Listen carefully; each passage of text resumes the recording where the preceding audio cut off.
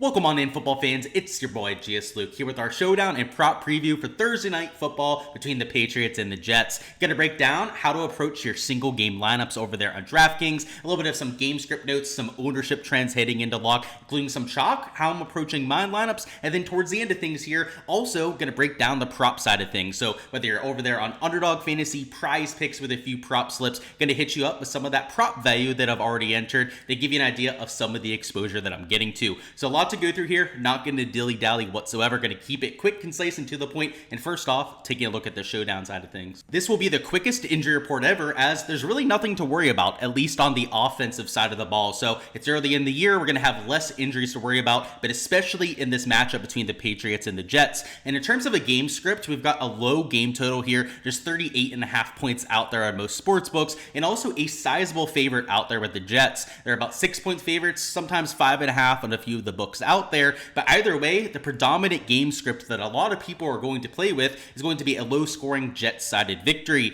And while I think that that is probably the prudent play, the guys out there in Vegas sure know a lot of what they're talking about. It's not the end-all be-all, particularly if you're playing in large field GPPs. If you're out there in a 150 max contest, a big $5, big $25 GPP, you don't have to play that bland, generic game script, because if you do, you're going to have to go out there and get really creative to try and get some differentiation, try and make sure you're not playing what everyone else is out there using themselves. But if you use any of those other game scripts, so anything Patriots led, so any 4-2s, 5-1s out there for the Patriots, going to be extremely low owned, and even a high scoring 3-3. So if you went out there, took some offensive weapons from both teams, ran a 3-3, I actually think that might be a little bit underutilized on this kind of week compared to what we have in others, because so many people are going to play that Jets side of things. So from the script perspective, I would say in large field GPPs, if you're going to try and get some leverage, there are plenty of creative ways to go out there and do so. But if I was playing a single entry or cash, I likely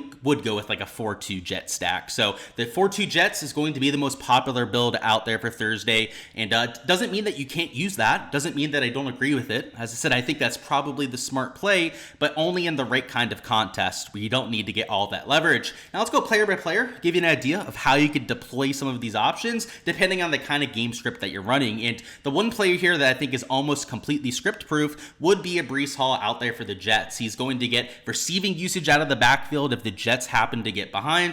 If they're playing from ahead, I'd imagine he's going to see an even higher rushing share than what we've seen for the first few weeks. So even though he is $11,800, that is a very steep price tag out there in the showdown streets, I kind of get it because he fits almost every lineup that you could want to play, and they're trying to keep the ownership relatively low on him. If he was only about $10,000, he might be 85 to 90% owned out there in terms of total ownership. So I get what Draftkings was doing. I don't think he's unplayable at that kind of price tag. In fact, if you take a look at the points per dollar tab over here, he's not the worst value towards the top end of the board. In fact, Ramondre, even though he's a little bit cheaper, right, has a lower points per dollar value, and he's just a hair lower than the 1.7, 1.8 you have on the quarterbacks and the Garrett Wilson, but he's really not all that far off. So I think that he's going to fit a lot of those chalkier scripts that you're talking about, which is unfortunate for the large field GPPs, but in some of your, other sort of builds that you're getting to, even if it is a Patriots heavy lineup, you could have Breece Hall as a buyback because of some of that receiving upside.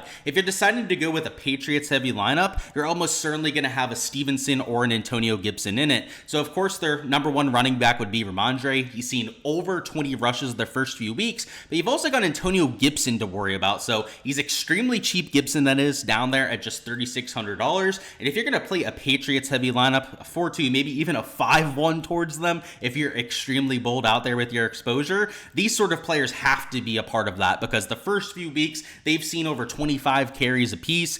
They're the sort of players, Antonio Gibson had nearly 100 rushing yards last week as the backup running back for the Patriots.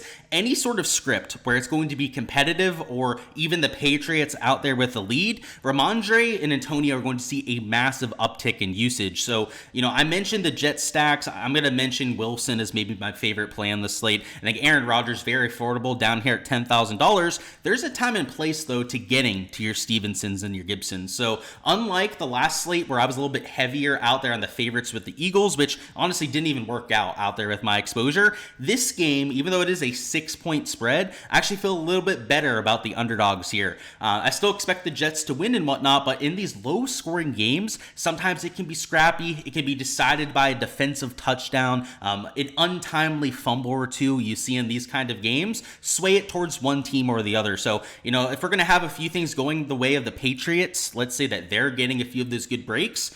Not to say that they're going to win, but if it's even competitive, Ramondre and Antonio are going to see a massive uptick. But let's talk about some of these Jets players because they're the best options when it comes to your points per dollar. So you've got Garrett Wilson and Aaron Rodgers right there, both appropriately priced, I would say, at about $10,000. Garrett Wilson has seen a massive usage share out there at wide receiver. In fact, the only player that's seen a higher target share out there for the Jets so far is Breece Hall out of the backfield. And you'd have to imagine that that is going to regress back to the mean at some point, and that Garrett Wilson would be your clear number one alpha wide receiver. Aaron Rodgers has been a little bit disappointing, still projects decently out there at 18 fantasy points. But yeah, unless you're going with a higher scoring game script, I would much rather have your Breece Halls or your Garrett Wilsons. They're going to give us more on a per touch basis. You're going to get a points per dollar out there on Garrett Wilson. You're going to get receiving and rushing usage out there for a Breece Hall. In lower scoring game scripts, it's just much harder for these quarterbacks to get there. And Jacoby Brissett, it's not like I think he's a terrible play either, but unless I'm playing that shootout script, which I will be playing some 3-3 shootout scripts,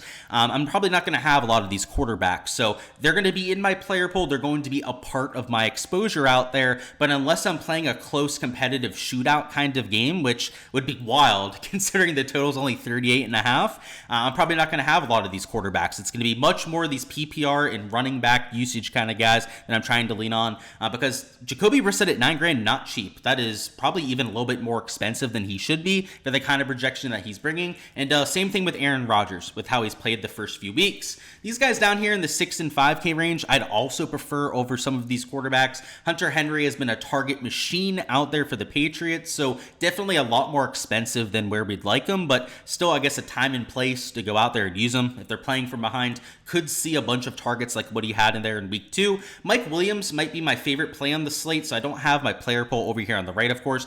For that, check out the Patreon version, right? Link in the description of the video to go out there and find the Patreon page. But I can tell you right now that Mike Williams is going to be in my player pool. He saw only about 18% of snaps out there in week number 1, but last week saw over a 60% snap share. So things are trending in the right direction for Williams. And you may remember, right, coming back from a pretty devastating injury. So not a surprise that they were maybe a little bit cautious with him out there to start the year. So now that we've had a few more weeks under him, he's gotten more practice time, to start this season, I think you're going to see that snap share continue to go up as the weeks go on and his involvement in the offense start to go up as well. So we're going to circle back on Mike Williams. That little note will be useful when we get to the prop section here in a little bit, but even in GPPs, the projection's not going to look great. I mean, even his props out there in books, as you'll see towards the end of this video, aren't giving him a whole lot of respect. I think there's a lot more upside there than what people think.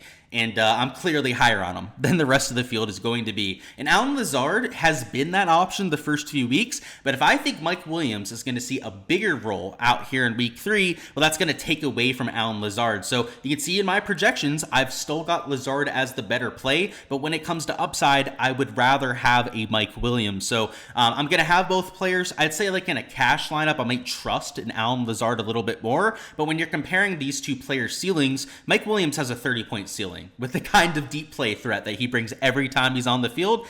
Allen Lazard maybe has like a 22 point ceiling, which, it's about 7-8 point difference, depending on how you go out there and splice it up, but he's much lower owned. Like, I'd rather have that higher upside, lower owned player, especially out there in large field GPPs.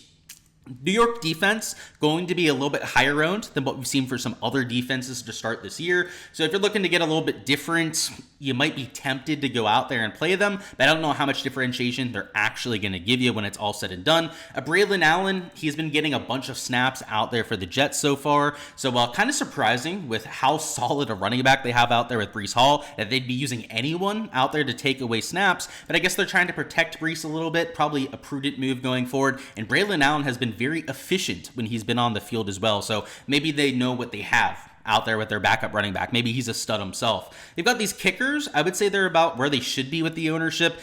You've heard this 3-4 times this year already. I'm not a huge fan of kickers in DFS, but I'm also not against playing them. So I'll probably have about 25% myself when it comes to the exposure to both kickers. This defense over here in the Patriots, I think, is a little bit more intriguing than what you have with the Jets. And you can see they're about 1.5 times lower owned than what you have with the New York Jets. So I would say if you're going to try and find a quote unquote sneaky defense in a low total game, you're usually not going to find it, right? That's why you got the Jets at 25, maybe even close to 30% ownership. But the Patriots, as the underdogs, they're going to be closer to 15 to maybe 20% ownership. So maybe you could get a little bit more sneaky going that way. And just another option to go out there and try and stack the lower owned Patriots. Demario Davis is probably my favorite play over there on the Patriots side. So we talked about a low-owned Mike Williams, and you're getting the same thing with Demario. Now, maybe not as low-owned as what you'd be hoping for, but the price tag is certainly where you'd want it at only $4,200. If he had had a solid weeks 1 and 2, he'd probably be $6,500 as the clear number one wide receiver on the Patriots. But last week, I believe had 0 targets on the week, so wasn't even looked at by Jacoby Brissett. Still played plenty of snaps, played over 60% of the snaps in weeks 1 and 2, but just wasn't getting targets. He had over 10 targets out there for Hunter Henry. Even your other wide receivers like a Polk Osborne got more looks than Douglas, and he let the Patriots know about it. He talked to the media, complained about him not getting targets, said it was BS, something along those lines out there in his interview, and the coach, Gerard Mayo, came out and said that, yes, we are going to try to get the ball more to Douglas. So it could be coach speak. Maybe they don't give him any targets once again, but he is their best wide receiver. He's only down here at $4,200, and as you'll see with the prop section, I am much higher on him out here for tomorrow than other people in the industry. So out here in my lineups, just like I said earlier, you can't see my entire player pool to the right. He is going to be a part of some of those lineups. A Polk is okay. He's been playing like over 55% of snaps the first 2 weeks. So he's at least been on the field, but has done nothing in terms of production. So that is certainly a little bit alarming, but he's at least been getting opportunity out there with the Patriots offense. We talked about Antonio Gibson a little bit. If you're going to take a Patriots heavy lineup, or even like a 3-3, if it's going to be a competitive game, Gibson is going to see some snap share out there. So there are, much crazier plays that you could get to down towards the bottom end of the board. KG Osborne has also been playing at least 40% of the snaps out there in weeks 1 and 2 for the Patriots. A little bit deep play dependent, I would say. He's not going to get a bunch of looks out there, but could turn one of those short targets into a big game. We're going to talk about Tyler Conklin when we get to the prop section as well. Another player for the Jets that has been playing quite a few snaps, but has not turned that into production. So he's played over 60% of the snaps out there weeks 1 and 2, and last year was averaging well over 30 yards a game. So that's going to come in handy when we get to the props over there on Prize Picks. But even for DFS, I think is an underrated option in terms of value towards the bottom end of the board. We got backup tight end for the Patriots, Hooper. Brissett loves throwing to tight ends, so you can never roll out even a backup like an Austin Hooper. They've got special teams ace Xavier Gibson, who could maybe give you a little bit of a return touchdown, more so a GPP flyer if he takes a gadget play for a touchdown. Tyquan Thornton, another one of those GPP flyers, maybe even a little bit more of a flyer than somebody like a Gibson. And then you've got these guys down here that are probably not worth playing in lineups. I would say everyone from Corley down to Charles down here would be a pure flyer at the very best. I guess to point out a few, Ruckert has been playing for the Jets, not as many snaps as what you've seen with Conklin, but has at least been on the field, so you couldn't completely roll him out.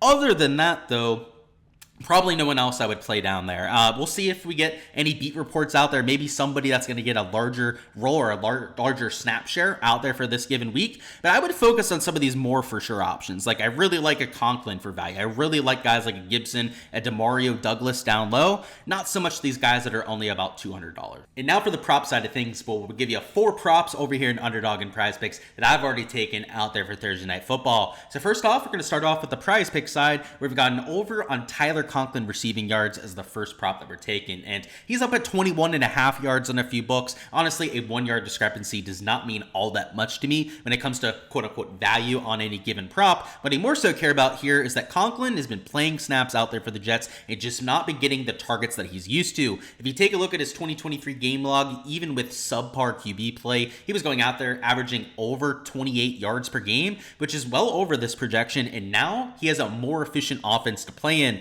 So even though it hasn't translated to that success out there in weeks 1 and 2, I think you're going to see it at some point this year. In fact, when I was doing some of my preseason tight end rankings, he was ranking towards my top 20 tight ends in the NFL, which was a lot higher than the industry sentiment out there on him. So I think that you're going to see that bounce back at some point, and at just 20.5 receiving yards, I mean, if he gets to 3 receptions, which I'm not honestly counting, I think 1 or 2 receptions is likely what we're going to see. He gets to 2 or 3 though, and I feel really solid about him going over this sort of line. So we'll have to see if he gets more involved this week. I would say that it's likely going to happen sooner rather than later, and if not, maybe he is over the hump. Maybe he is a little bit washed over there in his mid-30s. I would say that he's still got a few years left in him, but who knows? Maybe I could be wrong about it. So I'm going to take the over here. I'm going to hope that he has some of that regression into the positive, which, again, based on my preseason rankings for this team, I'm expecting that out of Tyler Conklin. Then the other prop I took was this over on Jacoby Brissett fantasy score. And really, all he's got to do is go out there, score a touchdown, and he should be good to go over this 10.5 line. So whether that's throwing a touchdown, going out there and running one in himself, either one of those is going to set him up to,